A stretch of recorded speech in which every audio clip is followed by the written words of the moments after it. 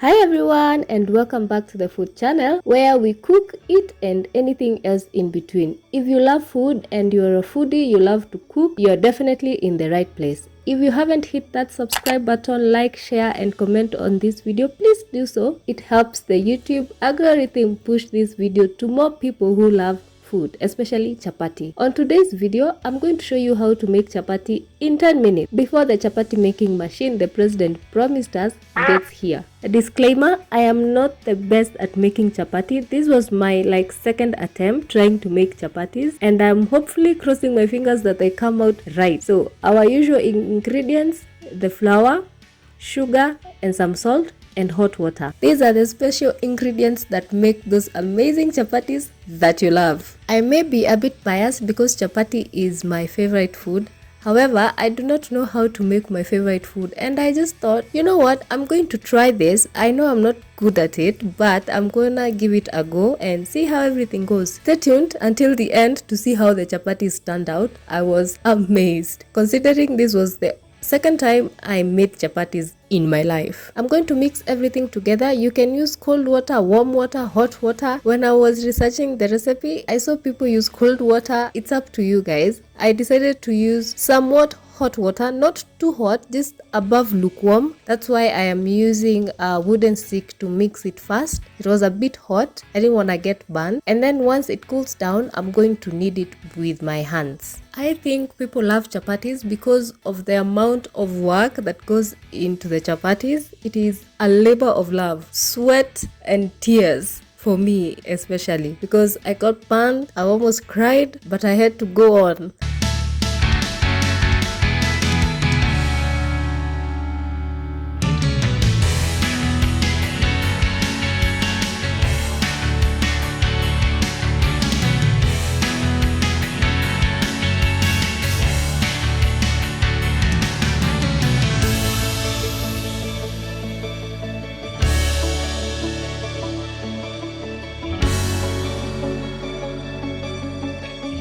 Listen, if you have some pent out anger that you wanna get out or aggression, making chapati and knead it on the countertop, you will get rid of all the aggression that you have. Thank me later.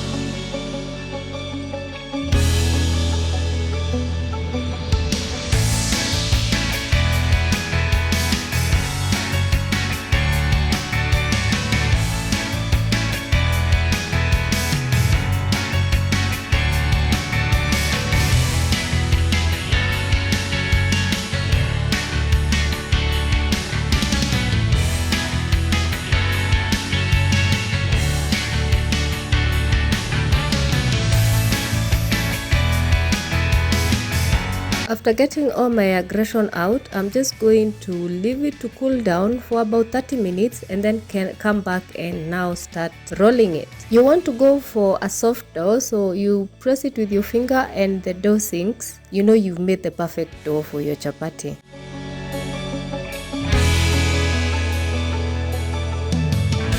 I'm going to give it a final roll. It's at this point I realized that my dough is a bit too hard for the comfort. I usually see people's dough a bit soft. I do not know why mine was so hard, guys. If you have any suggestion or you're a pro at making chapati, please, I would love to hear your advice in the comments below, because I want to try making chapatis again, and this time I want to make my dough as soft as I see people doing it. After that, I'm just going to portion my dough into two just to make it easier to manage.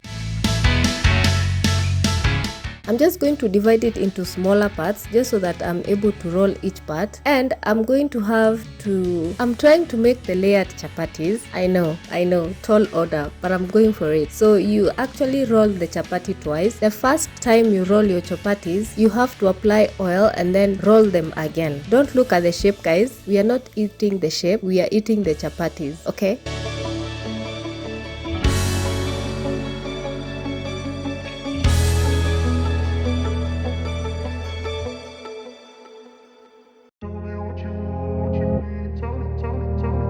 So once I roll them out the first time, I'm just going to apply some cooking oil and then roll them back to wait for the second time when I now roll them and cook them on the pan. You get it? Just watch.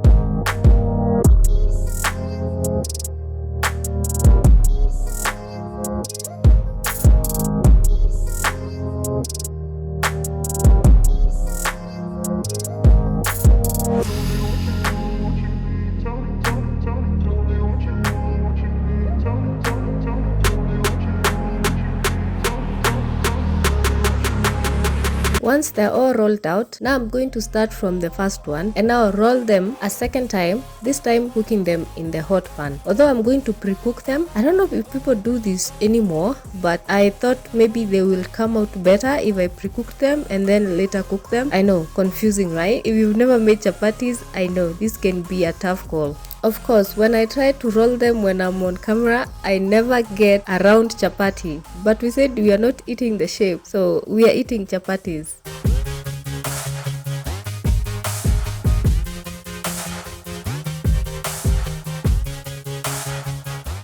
Once I've rolled all of them and pre-cooked them, you just put them on the pan, then lightly just let them cook until they start forming bubbles, and then you turn to the other side, wait for about 2 minutes and then take it out from the pan. We are going to come and finish cooking them later.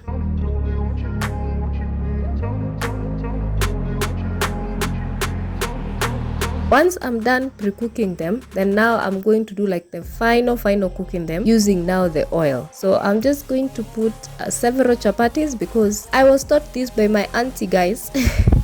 My auntie makes the best chapatis and she's the one who taught me how to cook multiple chapatis at the same time. So this is how you do it. You put several chapatis. Once each side is done, you keep turning and adding more chapatis until all the chapatis are cooked on both sides, and then you take out one by one. Take a look.